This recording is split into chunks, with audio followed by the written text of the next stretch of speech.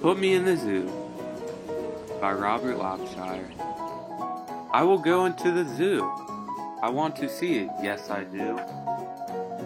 I would like to live this way. This is where I want to stay. Will you keep me in the zoo? I want to stay in here with you. We do not want you in the zoo. Out you go. Out, out with you. Why did they put me out this way? I should be in. I want to stay. Why should they put you in the zoo? What good are you? What can you do? What good am I? What can I do? Now here is one thing I can do. Look, now all his spots are blue. And now his spots are orange. Say, he looks very good that way. Now look at this. What do you see? Green spots, as green can be.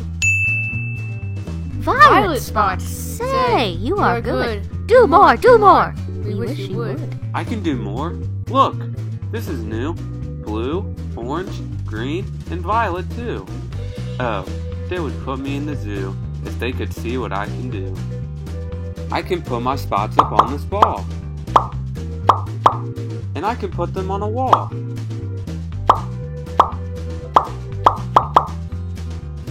I can put them on a cat. And I can put them on a hat. I can put them on the zoo. And I can put my spots on you. Look at this now. 1, 2, 3. I can put them on a tree. And now when I say 1, 2, 3, all my spots are back on me. Look now. Here's one thing more. I take my spots, I make them 4. Oh, they would put me in the zoo if they could see what I can do. I take my spots, I take them off, and I can make them very small. And now you see, I take them all, and I can make them very tall. And when I want to have more fun, I take my spots and make them 1. Yes, they should put me in the zoo, the things my spots and I can do. See, I can put them in a box.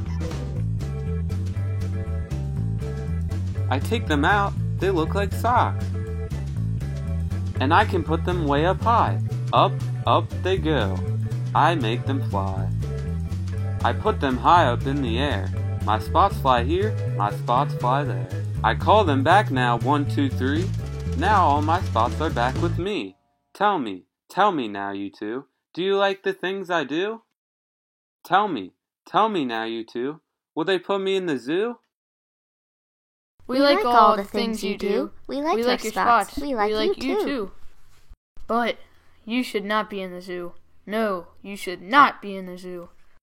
With all the things that you can do, the circus is the place for you. Yes, this is where I want to be. The circus is the place for me.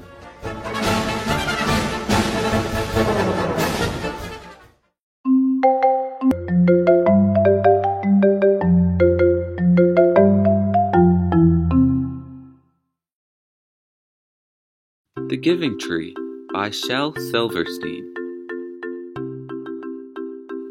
Once there was a tree, and she loved a little boy. And every day the boy would come and he would gather her leaves and make them into crowns and play the king of the forest. He would climb up her trunk and swing from her branches and eat apples. And they would play hide and go seek.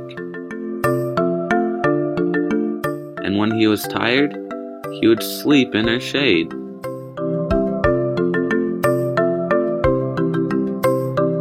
And the boy loved the tree very much, and the tree was happy. But time went by, and the boy grew older, and the tree was often alone.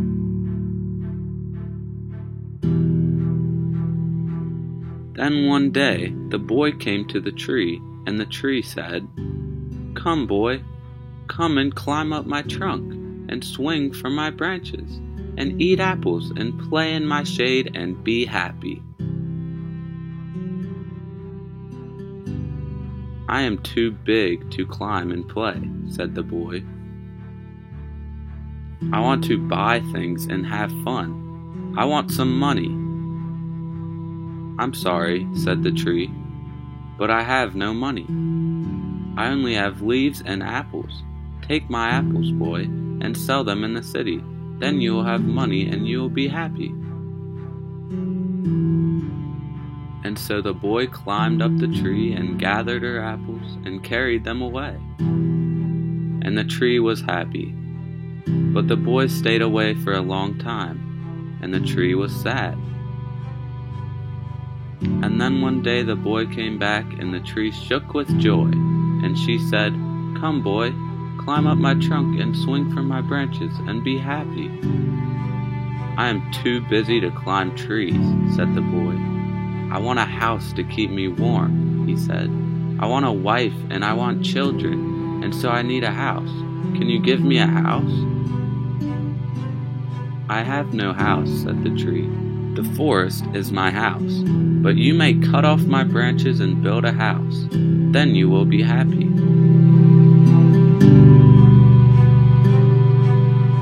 And so the boy cut off her branches and carried them away to build his house, and the tree was happy.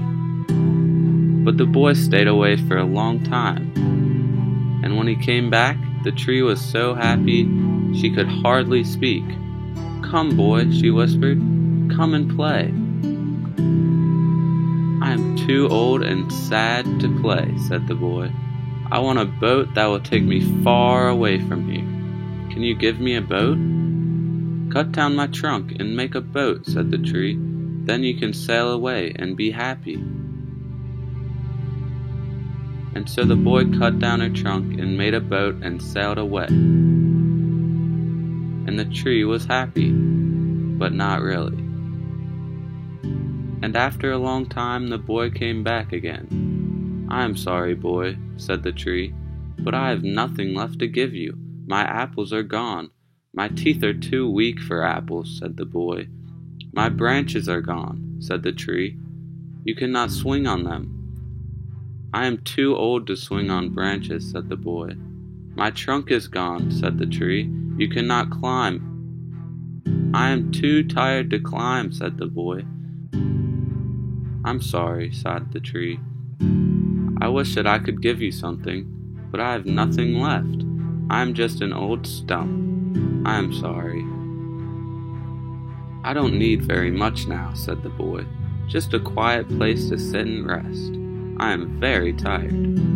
"Well," said the tree, straightening herself up as much as she could. "Well, an old stump is good for sitting and resting. Come, boy, sit down, sit and rest." And the boy did, and the tree was happy.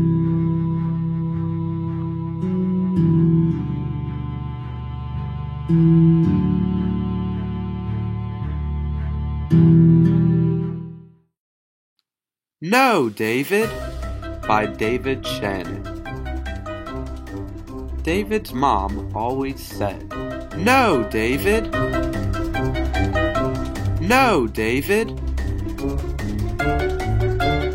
No, David, no! No, no, no!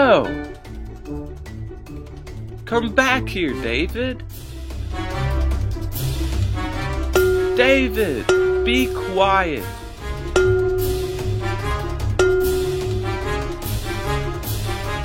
Don't play with your food! That's enough, David. Go to your room.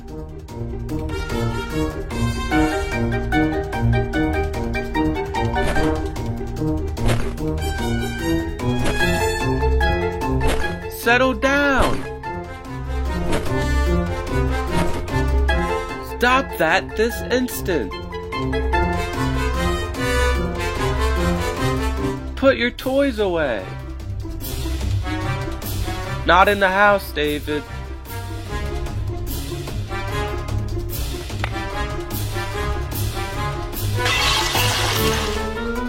I said no, David. Davy, come here. Yes, David, I love you.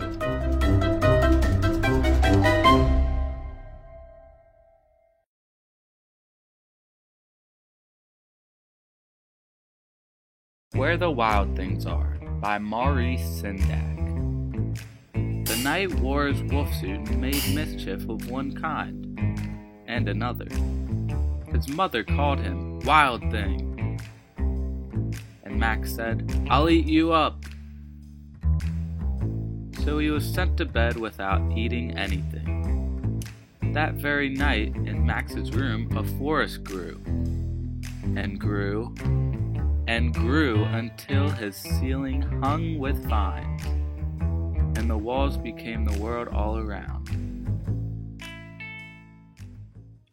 And an ocean tumbled by with a private boat for Max, and he sailed off through night and day, and in and out of weeks, and almost over a year, to where the wild things are. And when he came to the place where the wild things are, they roared their terrible roars,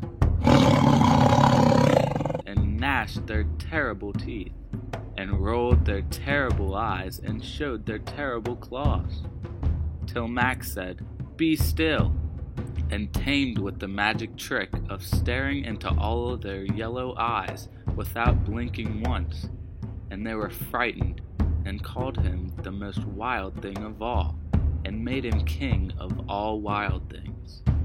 "And now," cried Max, "let the wild rumpus start."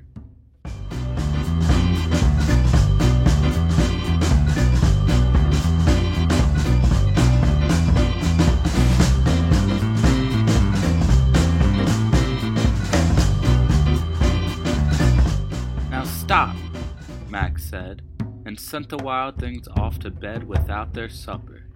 And Max, the king of all wild things, was lonely, and wanted to be where someone loved him best of all. Then all around, from far away across the world, he smelled good things to eat, so he gave up being king of where the wild things are.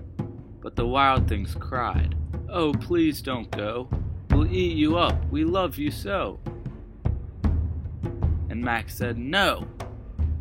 The wild things roared their terrible roars, and gnashed their terrible teeth, and rolled their terrible eyes, and showed their terrible claws. But Max stepped into his private boat and waved goodbye, and sailed back over a year, and in and out of weeks, and through a day, and into the night of his very own room, where he found his supper waiting for him, and it was still hot.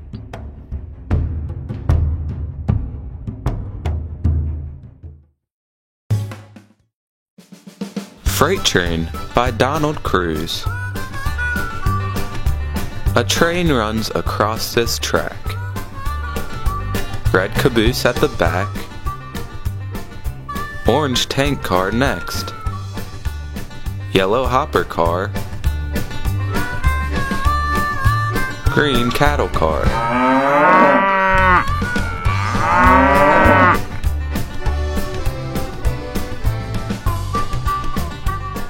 Blue gondola car.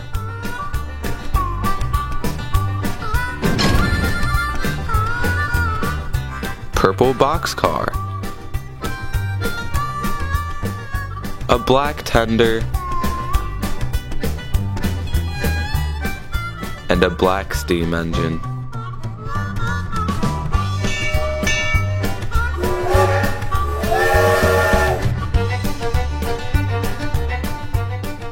Freight train.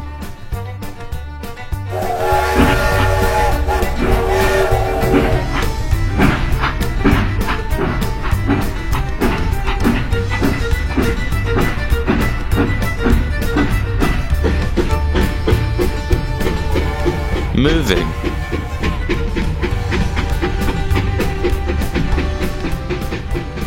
Going through tunnels.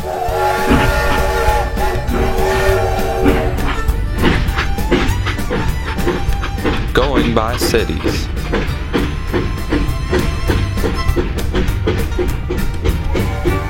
bouncing trestles.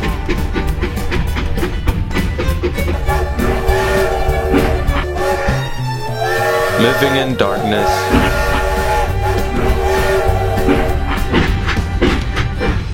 Moving in daylight.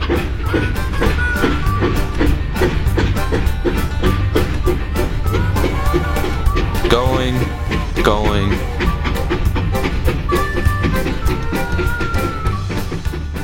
Gone.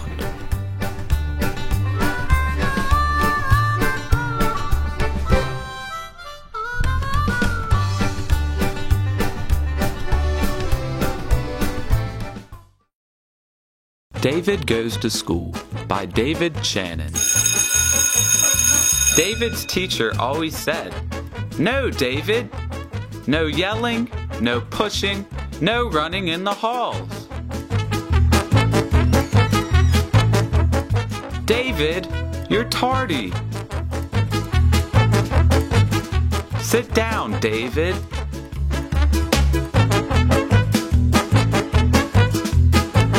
Don't chew gum in class.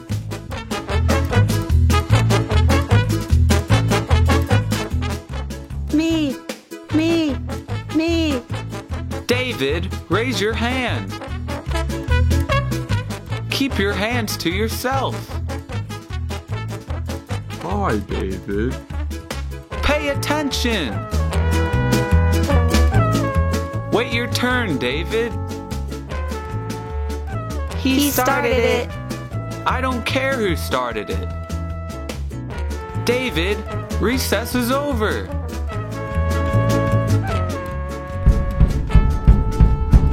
Shh. Again? That's it, mister. You're staying after school. David, have you finished? Good job, David. Yes, David, you can go home now.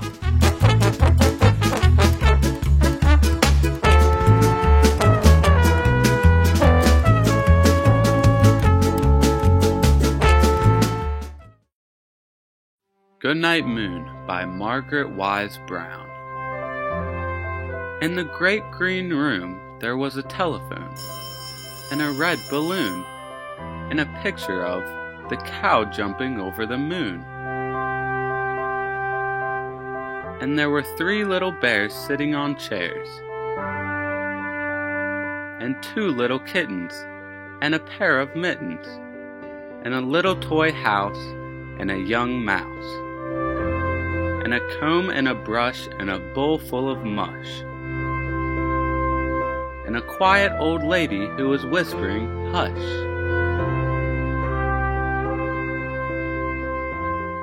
Good night, room. Good night, moon. Good night, cow jumping over the moon.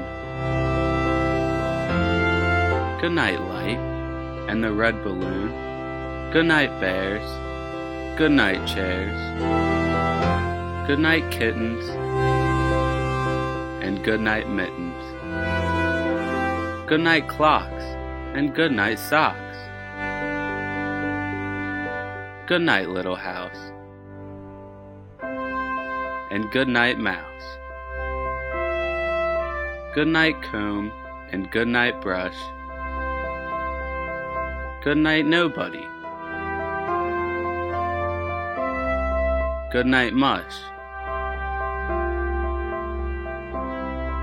And good night to the old lady whispering, "Hush." Good night, stars. Good night, air. Good night, noises everywhere.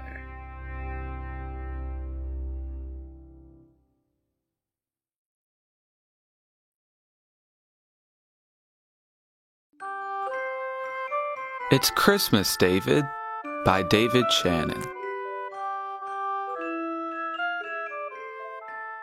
No peeking. No snitching.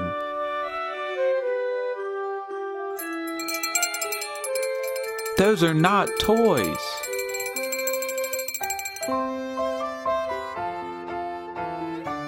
Santa's watching, David.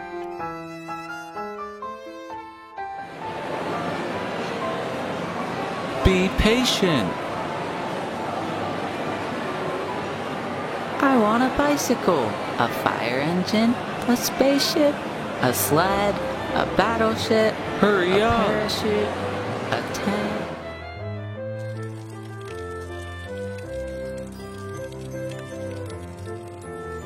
Naughty list, naughty list, naughty list.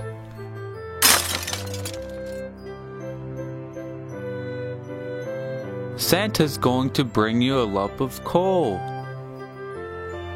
Don't start yet. Seat your grandmother. No yawning at the dinner table. That's the wrong fork. Sit up straight. Don't reach. Put your napkin in your lap. Get your elbows off the table. No, David, you may not open one early. Go to sleep, David. No Christmas for you, David. Wake up, David. You were dreaming. It's Christmas!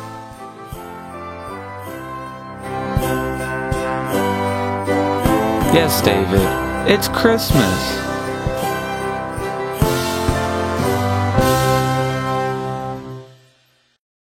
Dear David, Merry Christmas. Love, Santa Claus.